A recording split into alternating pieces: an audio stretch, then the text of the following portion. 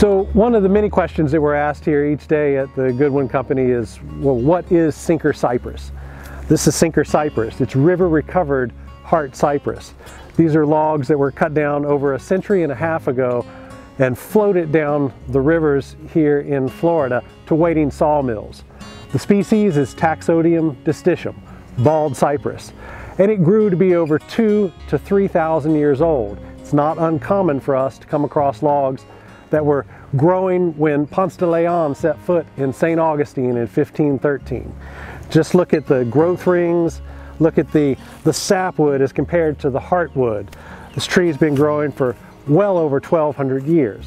Bald cypress grew on an enormous scale. Any one of these logs would have been, in its climax form, would have been 100 feet tall with all of the branching at the top.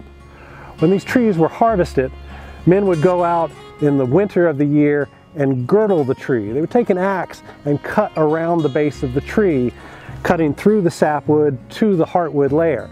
This would disallow any water to be sucked up by the tree for a year, and it would drain out any water that was in the sapwood. If they didn't do that, every last one of these logs would sink to the bottom of the river. Now, bald cypress is prized because it's full of cypressine oil and therefore highly rot resistant and resistant to insects. This material is typically milled up to use for interiors and exteriors, exterior paneling, interior ceilings, and paneling as well. Because it's full of cypressine oil, it's an excellent exterior material and will last for a lifetime. I can't tell you how many of these bald cypress logs were cut down in history to make railroad ties.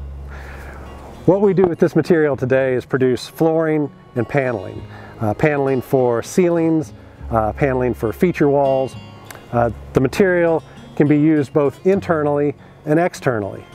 It's fantastic material for using externally in an external application because it's so full of cypressine oil. And again, that cypressine oil makes it resistant to both rot and termites. These logs right here, this is a piece of American history.